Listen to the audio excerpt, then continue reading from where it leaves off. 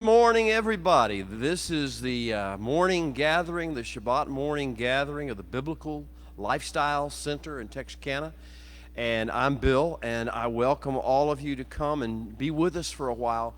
Share some time with us as we just delight in the Sabbath together, also as we delight in the Torah and the words of the living God as He has revealed them stage by stage. We are in the 10th week of the Revelation stream. And it's growing and growing, and we're in Parsha Miketz. But first of all, to all my friends here at the Biblical Lifestyle Center, Shabbat Shalom. And thank you. And to all of you who are watching on the other side of this camera, at your screens, wherever you may be, good Sabbath to you as well. May wisdom and understanding, knowledge, counsel, and the fear of the Holy One that brings forth all foundations of wisdom be your portion today. We're going to see how that plays its way out. Wow, we are in the week of Parsha Miketz. Miketz, the 10th Parsha, beginning with chapter 41 of Genesis, is a shift in paradigms. Everything radically shifts when we get to this Parsha. We are leaving the mundane, the day by day, the normal, the disciplines of the teaching of the Torah, and we are passing through what I call the fulcrum of the hourglass. And this is part of the strategy of the Holy One and his literature, is how he designed every book of the Torah, was that at a certain point we would leave the practical, mundane details of disciplines of life, of how to live a well-lived life and shine with the light of the Holy One, and instead begin to focus on the end game, the end time plan. And so when we have this parsha named At the End, that should be your first hint. In and of and at the time of the end. And so everything we're going to read from this point forward in the book of Genesis, this week and 2 more weeks afterwards, we'll be focusing our attention upon the end. And it comes at a strategic time in the year, in the times and the seasons.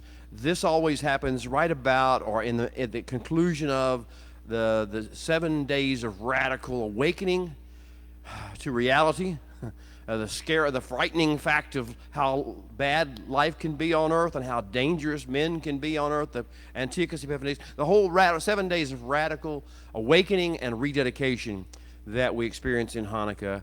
That concluded last night with the sundown. With the sundown, we exited the 7-day or 8-day radical period of rededication and awakening. But now what do we do? As one of the local signs says, after a dam fire's out, now what?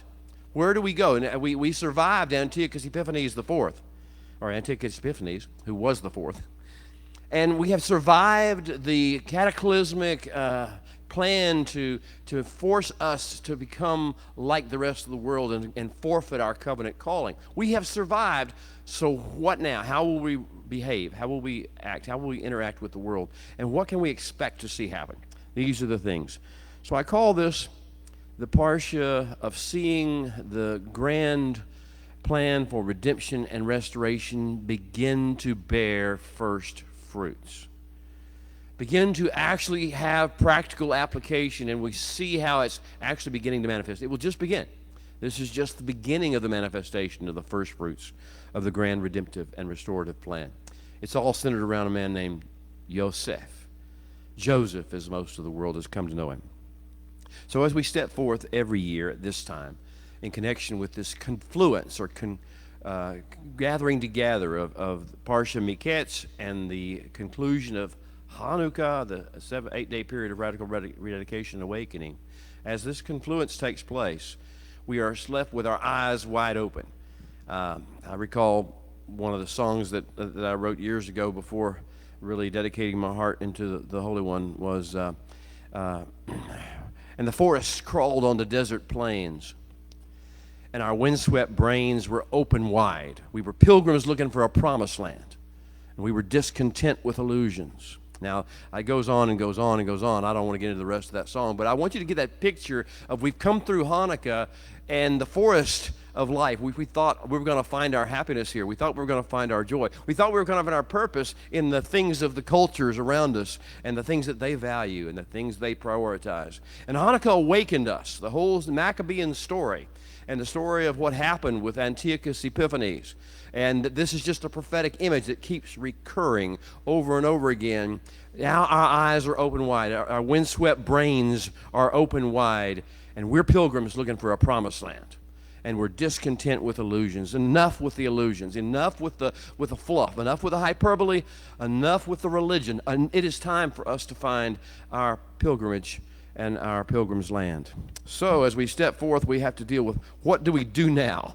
Where do we go? What is the Torah trying to tell us? What is it that the Holy One has programmed into this book that should inspire, encourage, and empower us to step into this world and be who the light we're called to be? So one of the things that I encourage you to think about is that this is the parsha of us going through the looking glass. I know that may sound a little funny. If you, Robert Carroll, the whole Alice in Wonderland, through the looking glass. But I want you to think instead of a mirror or anything. I want you to think of an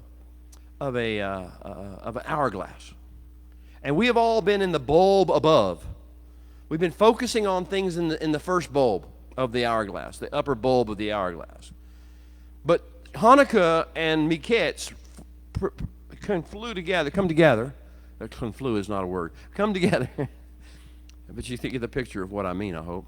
They come together and they form this fulcrum, this point through which the sand drops into the bottom, into the lower bulb, where the end of days bulb. And so here we are at the confluence, going down into the latter days bulb, the latter bulb, and now we begin to see this. We have just passed through the looking glass. We do it every year at this time. Once a year at this time, we begin to go. Actually, we do it 5 times because every book has the same pattern repeated, every book of Torah. This is the first of the 5. So I call it crossing the threshold of time to gaze into the mysteries of the latter days. Crossing the threshold of time to gaze into the mysteries of the latter days. The Holy One wants us to know. In one sense, to some level, at some times, the Holy One says to us, as Yeshua said, give no thought to tomorrow. For sufficient unto the day is the evil thereof. Now, that's a kind of a parabolic statement at a given time to a given group of people at a certain stage. Then another time he says, but know this, that at the end of days, and so the same person is saying at one time, give no thought to the morrow, and at another time in season, he's completely giving a different story. He's saying, know this. And, of course, Shaul, who picked up on his message and carried it forward, Paul, he comes forth, and many times he keeps saying, I would not have you ignorant, brethren. I don't want you to be ignorant, brethren, or sister, as the case may be. Crossing the threshold of time to gaze into the mysteries of the latter days. This is our season to do so. We have passed through the fulcrum of Hanukkah, and we are now wide awake. Our windswept brains are open wide, and we are ready to at least entertain, hopefully begin to understand, try to cope with, and hopefully learn the disciplines of stewarding the mysteries of the latter days events relative to this earth on which we live. Lot of subject matter to cover. The first truth that we need to get about this latter days vision, the wisdom of the latter days, and this is all about wisdom and understanding. Shaul prayed, and for the Colossians, that he never ceases to pray, that they would receive the spirit of wisdom and of understanding, that they might know all things, that they might walk patiently. And he goes through, I'll encourage you to read Colossians 1, 9 through 10 and 11, and see what it is the wisdom and understanding looks like, how it plays its way out in real life. It's the same things we read in Torah. And so this is the first element of this vision of the end of days. The first vision the Holy One wants us to know this, is that the second coming paradigm is going to be expanding greatly. The second coming paradigm, what do I mean? Think about Abraham, as most people in the Western world know him. Abraham was sent out to a land that he would be shown. And when he came to Eretz Canaan. He came to the land of we now know as Israel. And he went, and it was in the hands of the Canaanites, of the peoples of the land. There were squatters there. He came, but he didn't have any impact upon the land. He sowed seeds. He built an altar at Bet-El. He built an altar at Shechem. And he called upon the name of the Holy One, but he couldn't stay. It was a time of deep famine, and like I say, the Canaanites were not in any hurry to relinquish control of this land. And so he went on down to Egypt, and that was his first coming. But you do realize that Abraham had a second coming. This is the pattern. This is the paradigm of the second coming pattern that we're going to see repeated over and over and over again. And the second coming pattern is going to manifest in Joseph or Yosef this time. His first coming to Egypt, was less than wonderful. It had some promise to it. Some people began to see the majesty in him, but then it all fell apart horribly. The false accusations, the punishment meted out, the sentence meted out. His being locked away and hidden, and therefore then he had to have, this is his second coming. Parsha Miketz is the parsha of Yosef's second coming. I haven't mentioned the second coming of Yitzhak, which is provided. Yitzhak's first coming. When was his first coming? Mount Moriah. On Mount Moriah, he's the one who's going to be sacrificed. He's the one who's going to die. He's the one who's willing to pour out his life. And then the second coming of Yitzhak is when he goes to Gerar. He takes his bride and he goes to Gerar, and he flourishes in the time of famine, and he leads people, and he manages to stay above the fray and to carry shalom and peace into the world and build a new life, a new kingdom, a new family. And then we have the second coming of Yaakov. Yaakov's first coming to Canaan, to the land, to his family, was less than ideal. And the whole issue of the birthright and the blessing and the scandal and all that took place. And then he was sent away. And in his second coming, however, he begins to build the family of the kingdom of heaven right there in Eretz Canaan, his second coming. This motif, this paradigm, has been being developed throughout the book of Genesis. It comes to its fullest form in the story of Yosef. Yosef is about to illustrate Messiah as his elements. The first coming had some level of success and drew some attention and got some favor from some people, from a few. But the second coming is going to change everything. The second coming is a coming in authority and a coming in power and a coming in great favor through the world, and we'll see motifs develop over that. So this is the parsha of Messiah ben Yosef, the son of Joseph.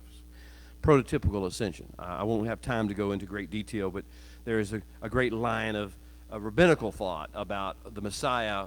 He seems to look like Joseph. And so they develop this whole theme of Messiah ben Yosef, son of Joseph. But then he also looks like David. And so the confusion of them on the rabbis is they don't see the connection between the two. They don't see the second coming motif. The second coming motif that has been throughout the scripture. It's going to happen with Moses. It's going to happen with David. It's going to happen with Solomon. We're going to see these second coming motifs all the way through Scripture. It's going to happen with Ezekiel. I won't go through the great details of all the second coming motifs that Scripture is going to provide to us. All but that. But this is Messiah ben Yosef's prototypical ascension to authority. And I want to say this to all of us, and I want us to keep this in mind as we go forward. As we get into the depths and the elements of this, it is about the end of days, but it's not about the horrors of the beast. It's not about the mark. It's not about Babylon. It's not about the darkness of the day. It's about the light that arises. And if I could get that through to you in your mind, eyes wide open, windswept brains open wide, if we get over this fascination and fixation that the world has with how dark and dreary and horrible the times of tribulation and then the Antichrist kingdom and all that will be. That's not the theme of the story. That is so not the theme of the kingdom. And the voices, you realize we were called to bring good news. How many can tell you that is not good news? It may be real. It is true. It is definitely true. It is not the way the story ends. It is not the whole point of the story. The point of the story is that Messiah will arise. The Messiah will ascend into authority, that no matter how dark it gets, no matter what looks like happening on the outside, always Messiah is in the process of arising and taking authority and becoming, as it portrays in the book today, in the parsha of Miketz. How is Joseph portrayed when he arises? I love it. He is Lord of the harvest. You should hear the sound when the Lord of the harvest call forth workers. He comes as the Lord of the harvest. He doesn't come as going to save those poor beaten souls and they're going to be rescued as if by fire. He comes as the Lord of the harvest. This is the theme of the end of days. This is the theme of the book of Revelation. This is the theme of all the prophetic books. And people get lost in the sequence of the fulcrum. Well, I want to just encourage you, don't get lost in the sequence of the fulcrum. And when you're listening to teachers and when you're listening to messages, listen for the hope. Listen for the messianic dream, the vision arising. Listen to the pathway that the King always provides and the harvest he is calling forth in the midst of this darkness. So it's about Messiah arising. It's about him becoming Lord over a great harvest. It is about him providing supernatural provision to all who will come to him. Supernatural provision. Yes, that's what was provided here. Joseph took the natural things, multiplied the natural things, and made supernatural provision for the world. It is about him doing what is necessary to reconcile brother to brother, fathers to sons. It's reconciled, to bring that reconciliation, and it is not just a simple matter of, oh, y'all forgive each other, it's going to be okay. He knows the protocols that are necessary. He implements the protocols that are necessary to first bring a reconciliation among the brothers, and then the fathers to the children to the fathers. And then it's about his establishing his kingdom upon the earth. This is good news. This is not your typical end-time prophetic message by folks who are down in the dumps and depressed and want you to be as well. This is the good news. The whole idea of the end of days is so Messiah can establish his kingdom upon the earth. And he does it right under the nose of the beast. That's part of the whole idea that Paul keeps talking about. It astonishing, shutting the mouths of the principalities and powers. We didn't know. He was bringing forth his kingdom right under our nose, under our auspices, in full view of the world. Well, this is the message. The prototypical second coming paradigm is being released. We're going to have some important new characters in this parsha. For the next three sessions, the next three parshas that are the end days trilogy of Genesis, we're going to have the first new character that we actually meet. We've heard about him. We've never met him. Pharaoh.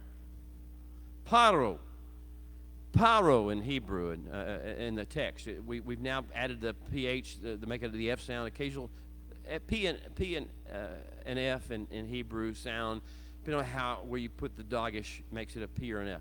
So it's pretty similar. But the key is that it's sort of an inside joke for the Hebrews. This is an inside joke that it's sort of like we wink at each other when we say Paro. Because Paro in Hebrew, Pharaoh means something, to the Egyptians. He's like a god. He is a god. He proclaims himself God. And he's treated like a god. He's deemed to be an avatar of Horus. He actually takes the life in his body. He takes the life of Horus, the god of the sky, into his life. That's what the Egyptians think about Pharaoh. But when we look at each other and we wink and we say, his name is Paro, we mean Paro, his cow. He thinks he's something else. The world thinks he's something superior. He's just the Holy One's cow.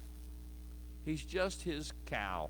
And so we wink at each other. We know the Pharaoh, the beast. That's why he's the beast. He is the epitome of the beast that you'll see in the book of Revelation. Pharaoh arises. Remember, the Messianic kingdom arises under the auspices, under the eyes of Pharaoh, the beast. Then we meet Pharaoh's circle of magi.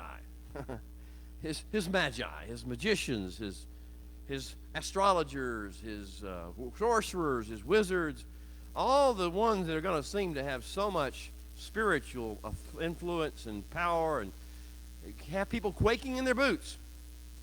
You're playing with the big boys now. From Prince of Egypt. These guys arise, and they're now characters, and they look scary and weird and wild and so much more powerful than we are, and so much they could do to us, and we feel so intimidated by them. And he quickly, the first thing the Holy One does in Parsha Miketz is say, watch this. If he could say this, he'd say, hold my beer. But he doesn't say, hold my beer. And I apologize if that was too crude for some. But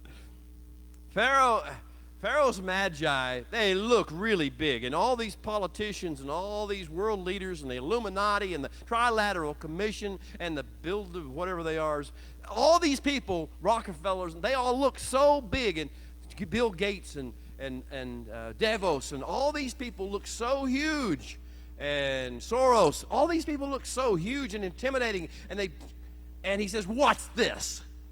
And in a moment, he humiliates them totally, just by virtue of giving Pharaoh a couple of dreams he's been storing up in his arsenal for a long time, waiting for just the right moment to have everything in proper place to drop those dreams in Pharaoh's heart. And the Magi are totally humiliated, and they can't come up with a word to say.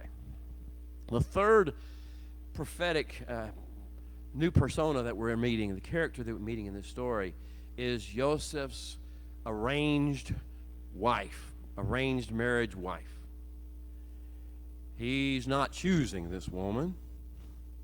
His father in the kingdom, the Pharaoh, is choosing this woman for him. And it is funny because he chooses her from, and her name is Asenat, which is a relationship to the Egyptian god Nut. And also, it tells us specifically that she is the daughter of the priest of On, which is another Egyptian god. So what we're seeing is that the arranged marriage of the Messiah figure of the story is to draw from the false religions of man and the cultures of the earth, but join those to the Messiah. So we have Pharaoh's choice of Joseph's wife, Asenat, daughter of Potipharah, priest of On. Also, we are introduced to two new characters. We're introduced to Joseph and Asenat's two sons. First one is named Manasseh, and the second one is named Ephraim. And these are also going to be not only real people, but prophetic characters that will teach us things. Manasseh means out of forgetting, out of being forgotten, out of the mist of the past, the ashes of the past, out of the trouble, the trials, out of that arising. And then the next one is Ephraim. And Ephraim is a plural form of a fruitfulness, multiple layers of fruitfulness, a great level of increase and fruitfulness in the world. So we have these two prophetic pictures of what Messiah is going to produce with his marriage that is contracted for him by the father figure of the process. And then we have this vague introduction to something in Hebrew called Kol Haaretz. and literally means all the earth, but in the context of where it's referring to, it's talking about all the peoples of all the nations, all the ethnicities, every tongue, tribe, all the nations, and we're introduced, and they're coming to who? They're all coming to the Messiah figure, this Joseph that we're talking about. And then we have this other shady figure that we don't really get introduced to. We can't see him. We're kind of given a little more detail about him next week, but this week he's this helper. Joseph, the Messiah figure, has a helper. And he, for instance, when he gives instructions that whenever the sons who come to Egypt to buy grain, they bring their silver in sacks, in saddlebags, and they pour out their silver, and they give their silver, and they buy the grain to take back to their families from Joseph. But Joseph knows who they are, and they don't know who he is. And so whenever he takes their silver and gives them the grain, actually gives them also provisions for their journey, which is a special thing, supernatural provision we talk about. You always have provision for your journey. He also then orders somebody to put their silver back in their sacks. In addition to, and they just filled up their sacks, their saddlebags with grain. Somehow or other, he's going to have them supernaturally have their silver added back to it, and somebody has to do that. That's his helper, and we'll see his helper described in more detail in later parts of the story. But right now, with this helper, earlier said that Joseph had a witness. God was with him.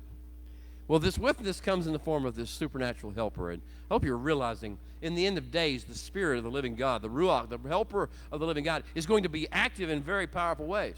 What you saw in the charismatic and Pentecostal movements was a drop in the bucket.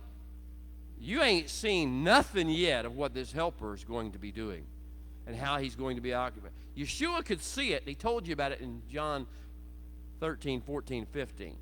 He had the picture, but we haven't seen the manifestation of that yet. Oh, no, no, no. He'll lead you into all truth. He'll convict the world of sin, righteousness. We haven't seen that yet. But in these latter days, this helper is going to arise in fullness. And see, Joel 2, the Spirit will be poured out upon all flesh. And it won't just be about having a big fun meeting. We'll have some prophecy. This will be, everything in life will be directed by the helper of the Holy Spirit working with Messiah. All right. This is how does the kingdom, we kind of need to get some, I humbly step into this challenge. Rather than go directly into the stories, and I want to get some of the stories and tell some of the stories this parsha, but before I do that, you kind of need to know why this whole thing's happening this way. What is going on? Why is life the way it is? And I've entitled this next section, How Does the Kingdom Move Forward? How has God set up the world so that there's something to push the kingdom forward? And it's all a matter of momentum, medium. There has to be a medium for the movement. I think of a great river. There needs to be a channel. There needs to be a channel in the earth where the water can flow. There needs to be a channel of movement, a medium. There needs to be momentum. It needs to flow. It needs to have something pushing it. And there needs to be strategically opposing walls of resistance. If you think about a channel of a river, that means it's at the lowest point. The water flows to the lowest point. That means that on both sides, rising up on both sides, there's a resistance that keeps the flow out into the channel. It has to keep the flow. The resistance keeps the flow into the channel. Maybe your minds are exploding right now. Maybe you understand that what you thought was your adversary is actually your friend. What you thought was your worst nightmare is actually what's keeping you in your channel. This is how he sets adversaries, as we had deemed them, and enemies, as we deem them, on our right and on our left to keep us flowing in the channel.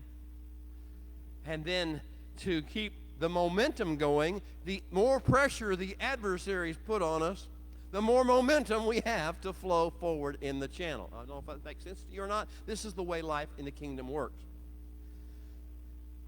This is the way it's going to work in the book of Genesis, the book of Exodus, in the book of Leviticus, Numbers, Deuteronomy, all the prophets, all the writings, the Brit Hadashah, the Gospels, the Revelation. This is the way the kingdom of heaven works. Adversary to the right, adversary to the left, pressure being put on there, counter opposite. One side, if one side can't have complete authority over us, the other side. That's why we have Democrats and Republicans, folks. That's why we have liberals and conservatives. Something's got to keep us going down the right path, down the channel.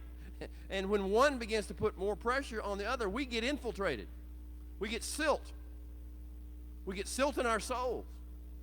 And we slow down momentum. That's what silt does. You slow the kingdom's momentum because you have now let one side, one of the pressure points, hit you and infiltrate you and take over part of you and slow you down and connect you with what's happening. This is just the political realm. It's all other facets of life. We have these walls of resistance. I like to picture, if you would, the crossing of the Sea of Reeds. On one side was a great wall of water. On the other side was an equally strong and equally tall great wall of water. Either one of those walls of water, had it collapsed and had it infiltrated you, would have killed you. But they didn't. To the contrary, a channel was provided for you through the narrow pathway between the two great opposing walls of water. And you were able to pass through the Sea of Reeds, dry shod and safe. But the Egyptians did not have the capacity to do so. The walls of water collapsed upon them in this process. I know we're reaching into the next book. I want to give you the picture of what life on earth is like. Everything about our life in the kingdom is about passing through the two opposing walls. Call it water, call it politics, call it government, call it economics, whatever you want to call it, that we have to pass through these opposing walls. And the Holy One has given those walls to us for our protection and in order that the beast would fall. Because the beast will fall. Because the beast cannot pass through. Okay. Now, here's the issue. First of all, while you're in the channel of the flow, of the revelation flow and the wisdom flow of God, and the kingdom flow, these pressures are coming from both sides. Part of the thing, as I just mentioned, is we begin to willingly absorb part of the pressure of one side or the other, or sometimes even both, depending on what it is. That means we slow down. That means we lose passion. That means we lose energy. That means we lose momentum. That means we kind of turn into an eddy. We just kind of circle around in a circle and don't go anywhere. Or we turn into a whirlpool and we drown people. I hope this imagery is not too over your head or too catching you by surprise this morning. But this is what happens to us when we voluntarily take on some of the pressure points, characteristics and attributes and thoughts and mindsets and attitudes and worldviews, because we slow down. And if we're not careful, not only will we go in circles, we'll suck people down into the muck and the mud of this process. We won't take them on the river, on the path of the channel of the kingdom. We'll drown them in our religion. We'll drown them in our philosophy. We'll drown them in our politics.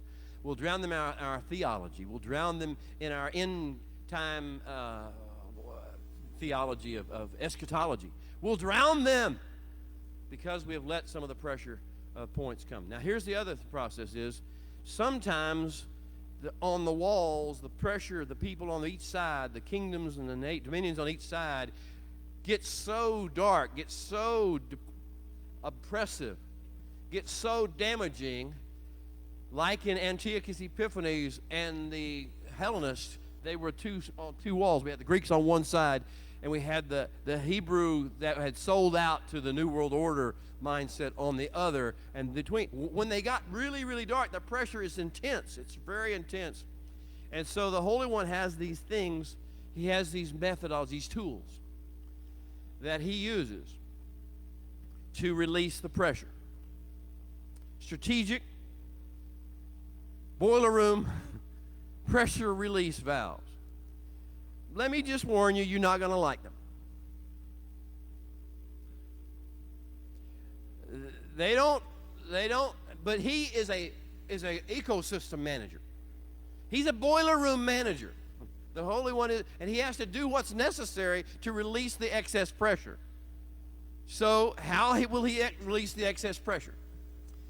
Famine, drought, pestilence, pandemics.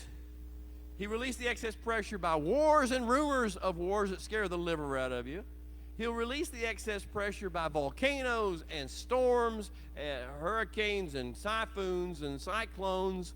He'll release it through earthquakes. He'll release it through all sorts of different things. And what happens is those release valves are open. They immediately begin to make people rethink everything. An earthquake. Anybody been in an earthquake? I mean, a good one, a good shaker. I mean, 5 or so are better. Just a good shaker. I don't mean a 7 or 8 or just a 5.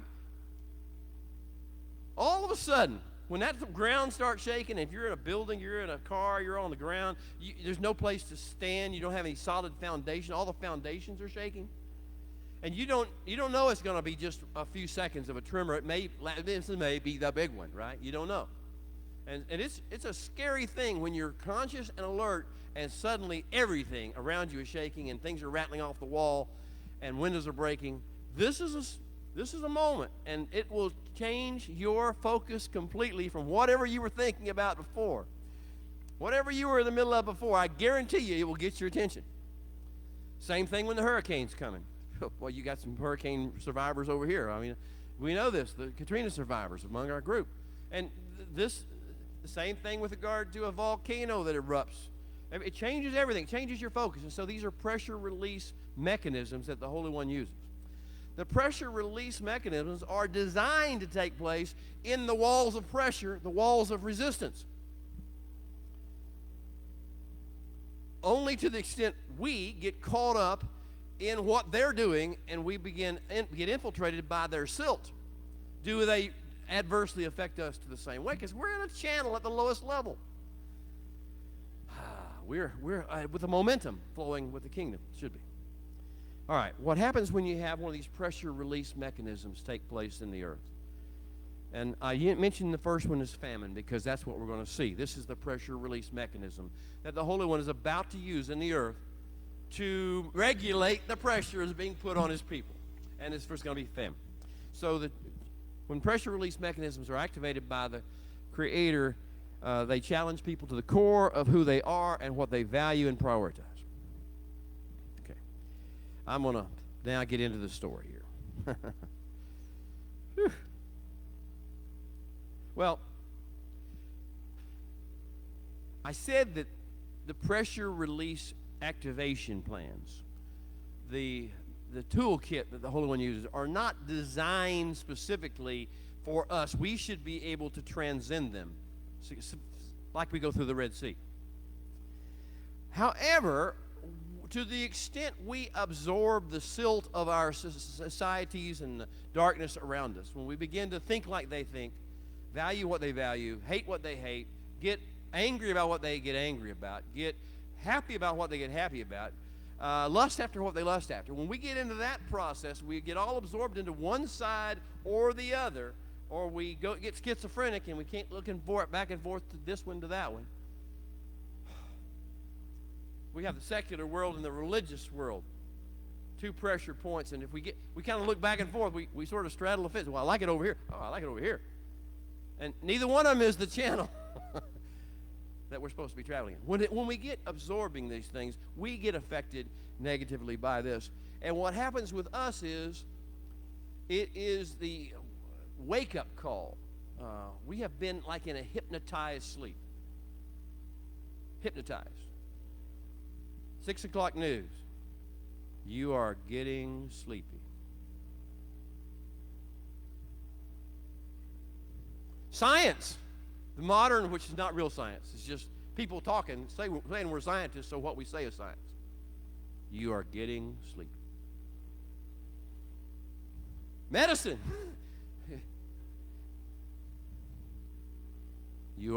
Stare at the watch. You are getting sleepy.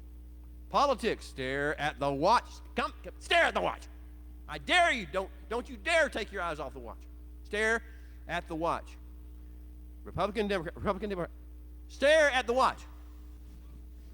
You're getting sleepy. This is the hypnotic trance that the cultures of the world and the ways of the world tend to put us in. So now what does he have to do? He has to shake us out of that hypnotic sleep. And he has to then unravel all the post-hypnotic suggestions that the world has put us under during the period. It's a process of getting over and undoing the work of the post-hypnotic suggestion. I'm supposed to stay in the middle so the camera can catch me. I like to move when I talk. So he uses then, if we choose to be in the place where we're seriously affected by these pressure release mechanisms, he uses them to awaken us from our post-hypnotic sleep and to return us and recenter us to become who we were created to be. Who is that? There is a plan. We are part of a grand plan. We do have a purpose and a meaning in life that's bigger than the wall of the secular or the wall of the religious world or the wall of the New World Order or the wall of the old patriotic order. I'm probably messing up a lot of people right now. All these are just pressure points. We have these things infiltrate our soul, infiltrate our minds, infiltrate our hearts. And he has to shake us loose. And he has to return us to who we really are. Do we even remember who we are? Manasseh, we have forgotten. We have forgotten who we were. We've forgotten why we were born in our father's house. We've forgotten what we had to go through to get to this stage, to the place where he's called. And what are we? We're supposed to be true light. Not reflecting light, not glimpses of light, not occasional flashes of light. We are supposed to be true light. Hanukkah is all about light, as you know, especially as it's been used, the current traditions and the lighting of this menorah. The idea is, do you understand the difference between darkness and light? And you are called to be that light and to be a burning, shining lamp. So we have to be awakened back to where we become true light again. If we become true light, the momentum of the kingdom moves forward. If we don't become true light, the momentum of the kingdom is circling around and maybe even swirling into whirlpools that are drawing people down and drowning them. True light. We're called to be true light and true salt. I don't have time to talk to you about salt, but it is absolutely necessary. People don't eat too much salt, but if you don't eat any salt, your muscles won't move, your brain won't function, your heart won't beat, because salt is a catalyst in proper proportions to have all the necessary facets of your body function. You can't function without salt. We are called to be true salt. Salt that has its savor, salt that has its effect, salt that causes life to take place in the earth, salt that brings forth the heartbeat of mankind, that produces movement, rational, purposeful, productive, fruitful movement among the musculature of mankind. This is what we're called to be. True salt, true light. We're called to be true Torah, true tone, true sound. This is all where the Torah and the Shemaing process work. We're supposed to have this true tone. It's like if you ask somebody, if you're playing a guitar, which I like to do, and then I get to where I don't have a tuner with me, an electronic tuner, which is the new way we do it. But you don't have a tuner with me or a tuner in the particular guitar I'm playing, and I look around to somebody who's got a keyboard or a piano. I say, give me a G, give me an E, give me a something, give me this note. And that's your true. I'm going to work off that true tone. That's what we are supposed to be to the world. We are true tone. And to the extent we're not infiltrated and silted by infiltration by the pressure, things that are designed to be our pressure points, we are able to exude true tone. True Mashiach, not the phony stained glass variety. Folks, I know this time of year, everything's focused upon a baby born in a manger. And that's all good, fine, fine. If that's the only vision you got for the Messiah, if that's where your vision of the Messiah ends, this is why we have chapters 41 through 50 of the book of Genesis and every other book, to tell you that Messiah is so much more than that. Mashiach is true power, true energy, true light from heaven, coming to awaken, to bring redemption, to bring restoration in all things. Not just a hope of goodwill on earth, peace and goodwill. True testimony. We are called to be, we're not called to have opinions. This struck me a few years ago. We're not called to have theology. We're called to be witnesses and to give testimony. This is our calling. This is our mission. The other stuff is a deviation from our mission. To express our opinion is a deviation from our calling. And that's where we get into circular eddies, and that's where we get into people drowning people instead of saving them. And so to express opinions, to give theology, to repeat doctrinal phrases, to argue this stuff, this is not our mission, and we lose our focus whenever we get off of the realm of true testimony. True testimony is, what has you seen with your eyes? What of the kingdom have you seen with your eyes? What have you heard with your ears? Not what from somebody else being repeated. What have you heard firsthand? What do you know deep in your soul about the King and what he has done? And he actually tells us, when he tells us you are witnesses, when Yeshua tells us we are witnesses, he says you're witnesses of two things. You're witnesses, and in English it reads of repentance. And the second one is forgiveness of sins. That's when English. I encourage you to take some time and spend a little time looking at your Hebrew background for what repentance would be and what forgiveness of sin would be. But these are the messages. That's our testimony. That's what we're here to talk about. And the third one is the kingdom, which is, if you see that, that's in the same verse in Luke. This is that passage. Well, true testimony, true tone, and we are to sing the songs of Zion. We have good news. If you are not telling good news, you are not a witness for the kingdom.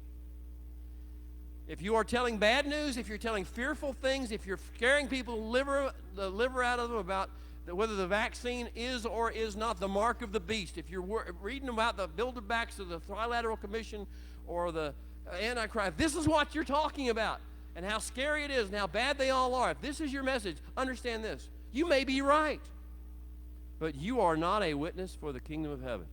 The kingdom of heaven is about testifying about good news.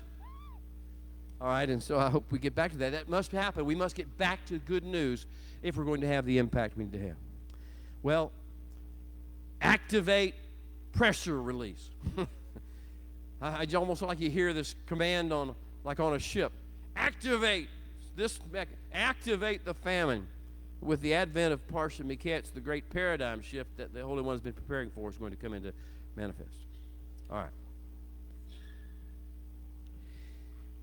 Let me tell you I told you stories last week. I want to kind of update those stories, and we'll get on into more detail. We only got a little time. I told you the story about the camps. There were 4 camps, right? Remember the 4 camps? Told you the story about the camp of Reuven and Yehuda and Levi, the camp that did the damage in Shechem, the camp of the ones who are now covering up what's going on with Yosef, what happened with Yosef. Then we had the camp of Yosef. We had the camp of the sons of Rachel, and these two were diametrically opposed. And we had the third camp, was the camp of the of the maidservants, Zilpah and Bilhah. And then we had the fourth camp, which was the most important camp of all, which is always going to be the most important camp of all.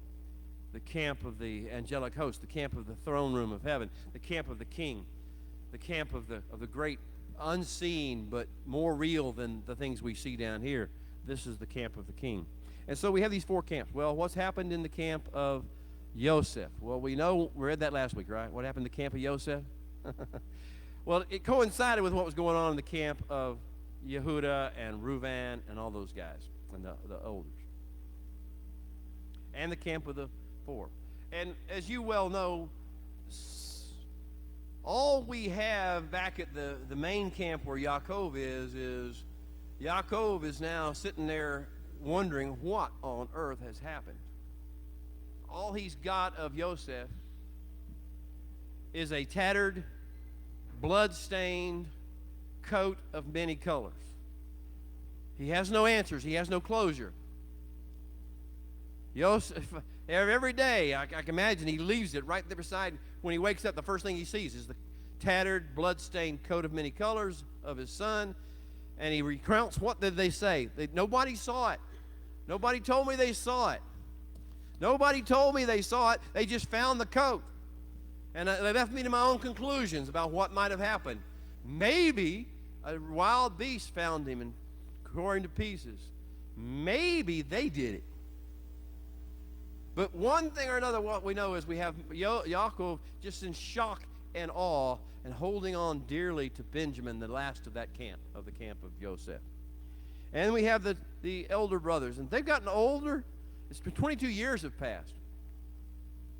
Now, actually, 13 years have passed at this stage. 13 years have passed. The boys have all gotten older. They've got wives. They got kids.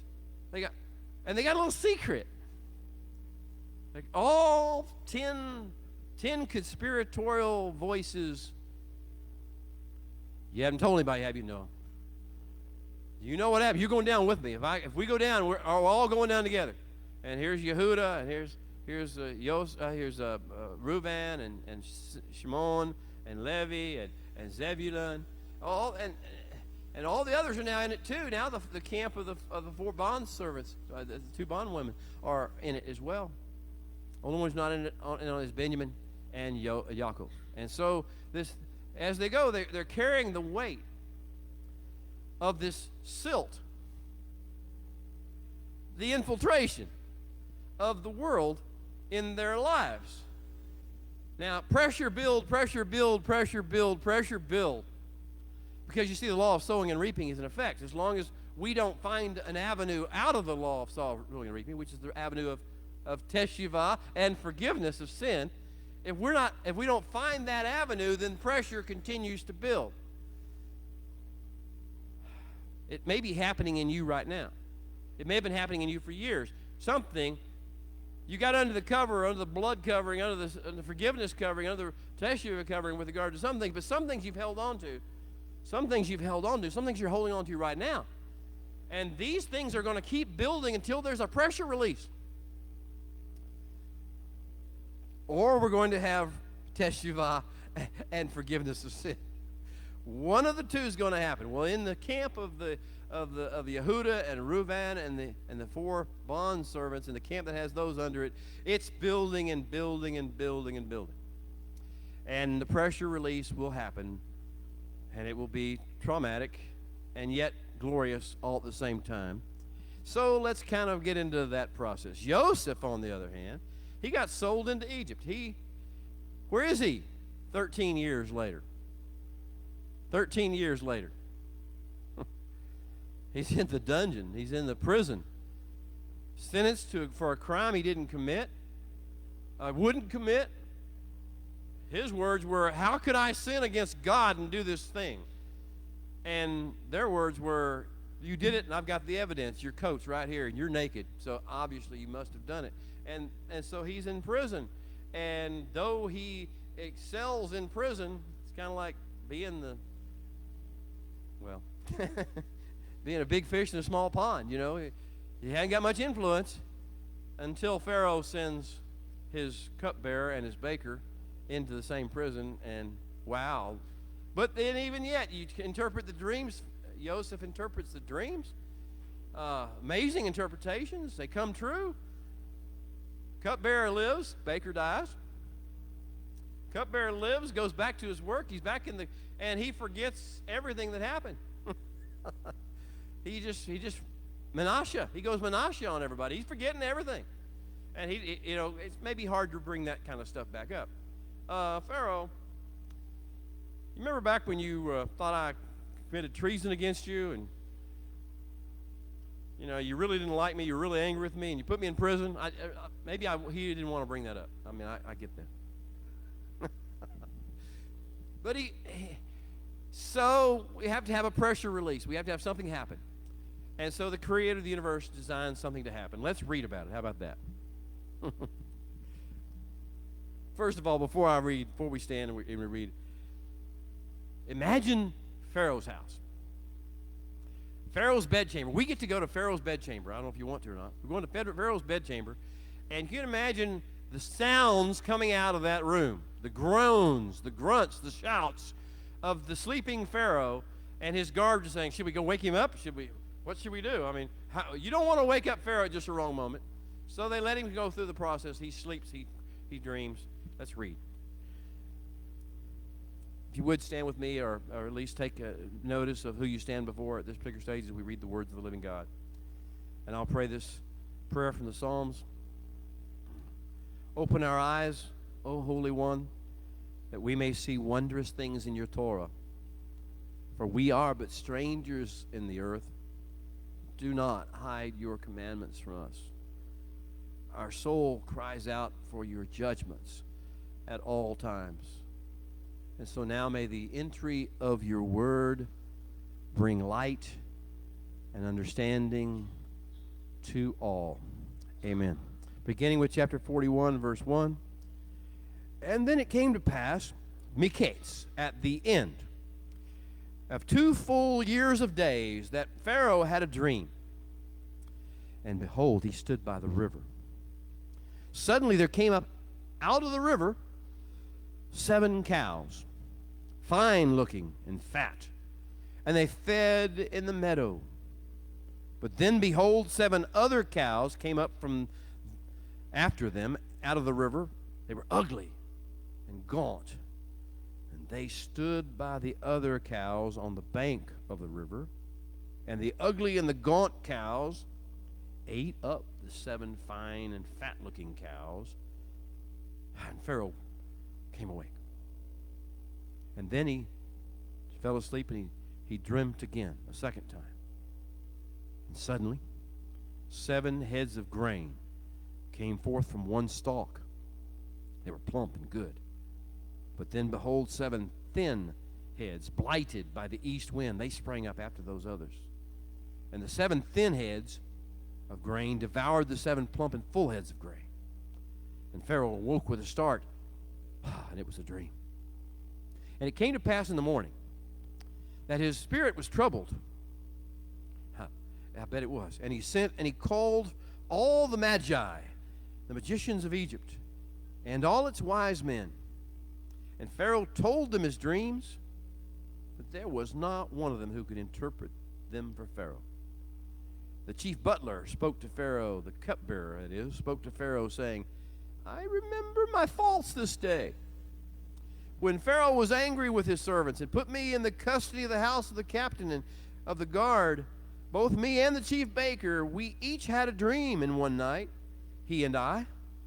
And each one of us dreamed according to the interpretation of his own dream. And there was a young Hebrew man there, a servant of the captain of the guard. And we told him, and he interpreted our dreams for us. To each of us, each man, he interpreted according to his own dream. And it came to pass, just as he interpreted for us, it happened. He restored me to my office, and he hanged him. And then Pharaoh sent and called Joseph, and they brought him quickly out of the dungeon, and he shaved and changed his clothing, and he came to Pharaoh. And Pharaoh said to Joseph, I have had a dream, and there is no one who can interpret it, but I have heard it said of you that you can understand a dream to interpret it. And Joseph said to Pharaoh, it is not in me. God, and he uses the word Elohim, which Pharaoh would know. Elohim will give Pharaoh an answer of shalom. And then Pharaoh said to Joseph, behold, in my dream, I stood on the bank of the river. I won't repeat this. I'm going to skip to verse 25. And then Joseph said to Pharaoh, the dreams of Pharaoh, the 2 dreams of Pharaoh are one dream. God has shown Pharaoh what he is about to do. The 7 good cows are 7 good years. The 7 good heads are 7 years, and the dreams are 1. And the 7 thin and ugly cows, which came up after the 7 good cows, are 7 years, and the 7 empty heads, blighted by the east wind, that came up after the others, are 7 years of famine. And this is the thing that I have spoken to Pharaoh. God has shown Pharaoh what he is about to do. Indeed, 7 years of great plenty will come throughout all the land of Egypt. But after them, 7 years of famine will arise, and all the plenty will be forgotten, Manasseh, in the name of Egypt, in the land of Egypt. And the famine will deplete the land, and plenty will not be known in the land because of the famine following. For it will be very severe. And the dream was repeated to Pharaoh twice, because the thing is established by God, by Elohim. And Elohim will shortly bring it to pass. Now, therefore, let Pharaoh select a discerning and a wise man, a man of wisdom and understanding, and set him over the land of Egypt. Let Pharaoh do this, and let him appoint officers over the land to collect 1/5 of the produce of the land of Egypt in the 7 plentiful years. And let them gather all the food of those good years that are coming, and store up grain under the authority of Pharaoh, and let them keep food in the cities.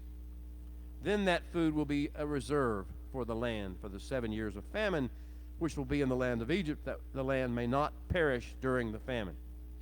And the advice was good in the eyes of Pharaoh and in the eyes of his servants. And Pharaoh said to his servants, can we find such a one as this, a man in whom is the Spirit of God? And Pharaoh said to Joseph, inasmuch as God has shown you all this, there is no one as wise and understanding as you. You will be over my house and over my people, and my people will be ruled by your mouth. Actually, the Hebrew, my people will be kissed from your mouth. Only in regard to the throne will I be greater than you. And Pharaoh said to Joseph, see, I have set you above over all the land of Egypt. Pharaoh took off his signet ring from his hand. He put it on Joseph's hand. He clothed him in garments of fine linen. He put a gold chain around his neck, and he had him ride in the 2nd chariot which Caesar had. And they cried before him, bow the knee. And so he set him over the land of Egypt. And Pharaoh said to Joseph, I am Pharaoh, and without your consent no man may lift his hand or foot in all the land of Egypt. You may be seated. Thank you. So the tables are turned. So the story is not the famine, the story is the harvest.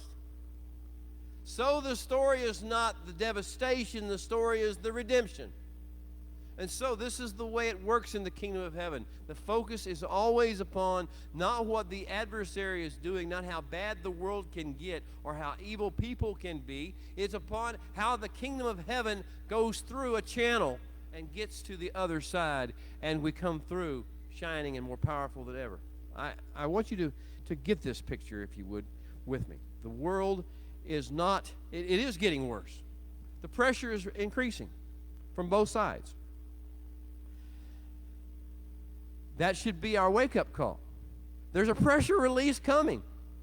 There's a time of great, intense pressure release going to have to happen. The great ecosystem manager has to make this happen. That's not the end of the story. The end of the story is we come through this shining. And we bring with us, with the momentum of the kingdom flowing through this entire atmosphere, this entire scenario, we bring forth this great harvest and supernatural provision. All right. Joseph is going to get a new name. He gets new garments. He gets a new ring. He gets a chariot to drive it right in. He gets a new title. He's the viceroy of all these. We call him the food czar, probably in modern America. Food czar. He becomes have authority over all the harvest and all this kind of good stuff. But he gets a new name. He's even called by a new name, Zaphanat Paneah. And this is all part of the process as well. The center point of the story, there's two basic center points. Pharaoh said to Joseph, inasmuch as God has shown you all this, there is no one as discerning with understanding, and wise as you. You will be over my house and over my people. They will be kissed by your mouth. Only in regard to the throne will I be greater than you. And Pharaoh said to Joseph, I have set you over the land of Egypt. The first key to this passage is wisdom and understanding. Discernment, it says in some of your translations. The Hebrew word is bin. And then the next word, wisdom and understanding and wisdom. Wisdom is hakam.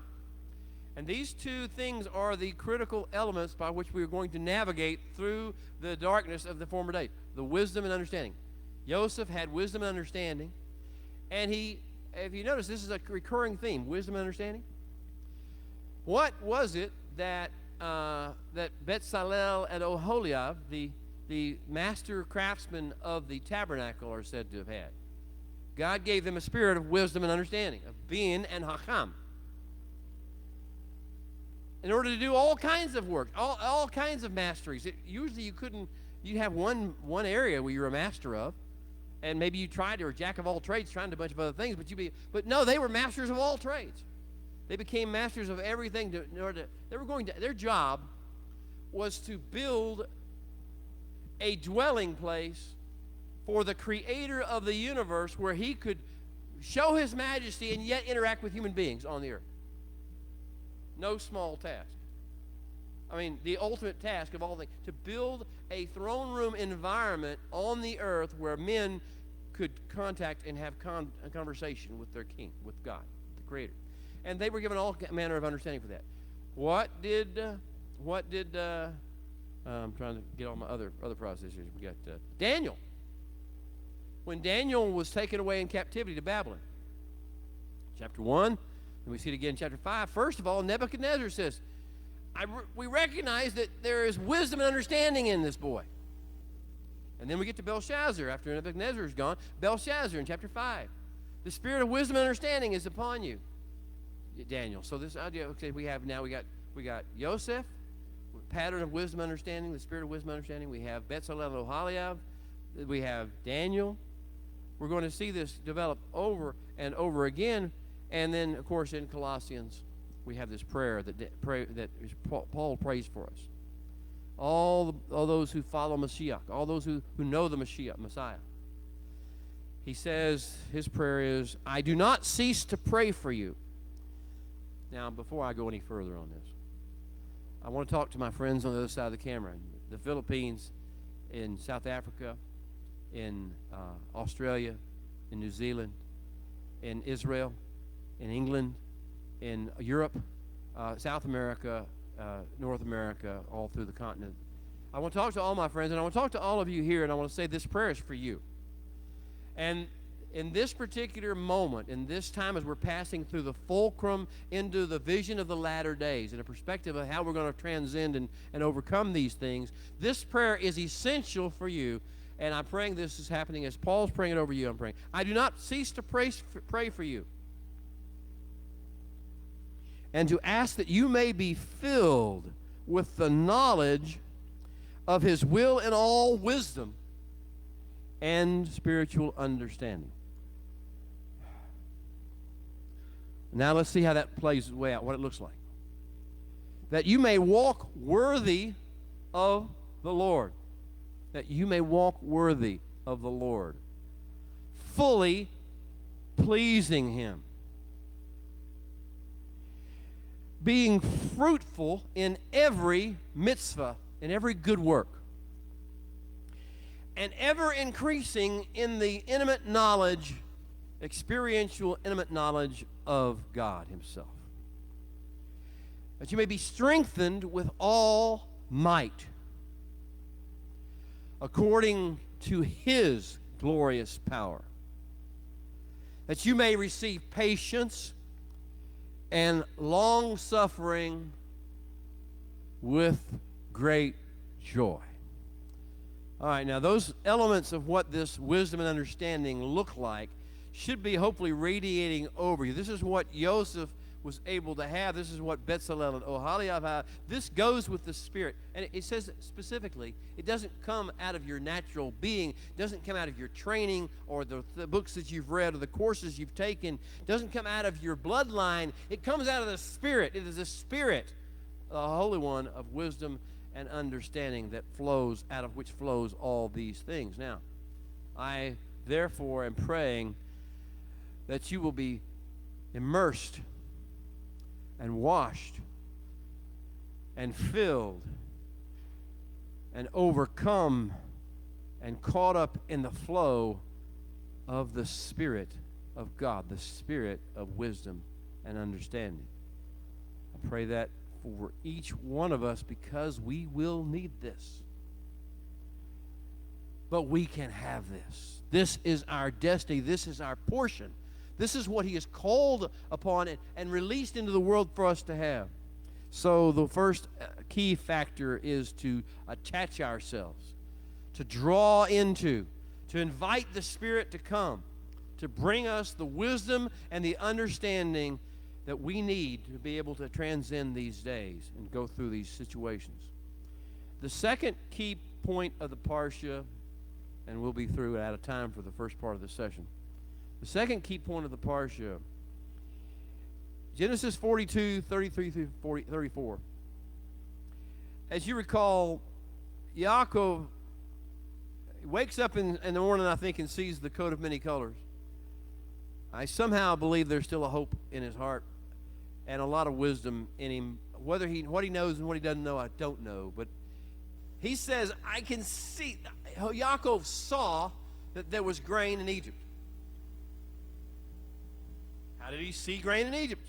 Egypt's a long way through a lot of hills and valleys, and there's no way he can physically see there's grain in Egypt. So something in the Spirit is awakening. There's grain. And so he sends his sons, everybody besides Benjamin, he sends all his sons over to buy grain. He sends them with silver and to buy grain. When they are there, they are immediately met by Zaphanat Paneach. Strange name. Messiah figure has a strange new name given to him by a new culture. So will the other Messiah figure.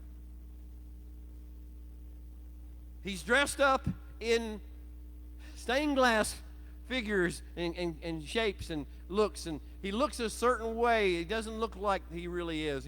Something is covering up who he really is. And so they see Zaphanat Paneach, but they don't see Yosef. Yosef knows who they are. They don't know who he is. And so he begins to immediately interact with them, and he remembers Shechem. He remembers Dothan. Dothan. He remembers all. He knows who they are. He knows the pressure that's building up in them.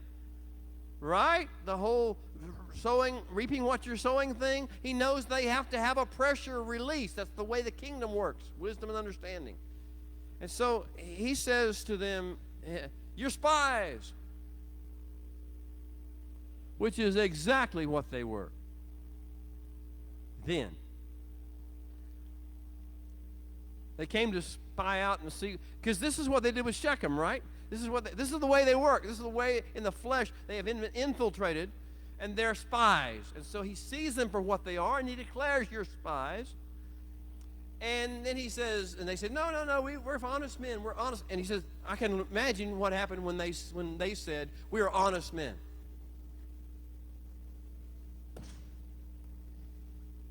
Would you like to explore that a little deeper? Could I cross-examine, please? Your Honor, may I cross-examine the witness? He doesn't do that. He had some cross-examination points he could have really hit there. We're honest men, but we haven't told our father in 13 years, or our wives, or our children, or in 13 years, the deep, dark family secret that we're hiding. We're honest men. And so he says in chapter 42, verses 32 through 34, by this I will know if you are, Hebrew kadim, if you are yes, if you are true. By this I will know if you were true ones. You have true tone. You are true Mashiach. If you are true kingdom. You are true. By this I will know if you were yes, true. you will leave one of your brothers with me. Woo! Brothers don't mean all that much to this bunch. Their priority system is somewhere else. He goes on and says, you will leave one of your brothers with me, and against the famine's hunger you will take provision and go to your house. So here's your choice, your brother or food for your family. This is your, and he takes Shimon. Oh, this is so wild. In front of their eyes, he takes Shimon and he puts him in, he binds, the binding of Shimon. I hope you're getting this. This is the binding of Simeon. In the front of their eyes. The picture is, take your brother, the only brother whom you love, and take him up to a mountain where a place I will show you. To Mount Moriah. This is an Akedah moment. He presents them with an Akedah moment, and he binds Shimon right in front of their eyes, and he offers them, I'll keep Shimon, you go home, you get all you want, you got all your food, you got the money you spent on, you got for selling your brother into slavery, basically. Once again, he says, this is how I will know if you are Kenim. You will leave one of your brothers with me, and against the famine's hunger, you will take provision and go to your houses. Well, what's going to happen eventually, and it will happen next week in our parshas, will be that this plan will come again. It will return again, and the choice will be offered. This time the son that will be put in bonds will be Benjamin. And the choice will be offered to him again. Go home, you're fine. I got the guy who did the thing. I got him right here. He's the point. He's the sacrificial lamb. And will they be true, or will they be selfish? Will they be ready to be the Yitzhak going up to the mountain and surrender themselves for their brother, for the redemption? Or will they just say, well, tough nut for him, man. That was bad. I'm sorry. Good luck. Sayonara. We're gone. And that will change. That will be the pressure release point that changes everything. We'll learn about that next week in Parsha Vayigash. All right, so this is the key. By this I will know. Yosef had the responsibility to make sure he had stewardship of all of Egypt. He had stewardship of all the harvest for all the world. He had to make sure, he owed it to Pharaoh, he owed it to God, for that matter, to make sure he didn't give things away that other people might need. So he had a plan and a strategy to test and purify his brothers. You say, boy, he seems so mean. No, he's not so mean. He understands what it's going. He says, by this I will know. And I'm going to repeat this as often as necessary, and rinse and repeat until I know whether you are true or whether you are not. These are the two key parts of the parsha. It's going to end with the second brother, Benjamin, being brought back. And when this time comes, and Benjamin, there's a little device, and the silver cup is found in Benjamin's pack, like the silver was found in their sacks when they went back the first time. The silver cup, chalice, the servant helps out and gets this process going with the sack. And what happens is, obviously, we have the second situation repeated again. And this time, we're going to see how they react in Parsha Vayigash next week. Please understand that the Holy One knows exactly what it's going to take. He has wisdom and understanding. And his people will have wisdom and understanding to know what it's going to take to get rid of the sin, to get rid of the darkness, to get rid of the infiltration of the cultures of the earth upon us, to get us back to true tone. He knows what it's going to take in your life. And he is not going to relent out of not only kindness toward you, but also faithfulness to his covenant plan. The plan of redemption and restoration requires you to be purged of all those things that are being held in your soul, your heart, and your spirit.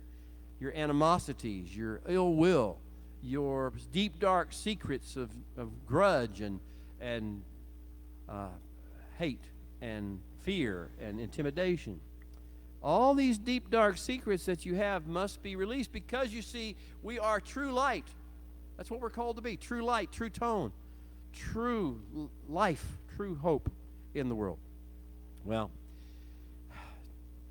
the message for this day is that Messiah is arising. A harvest is coming.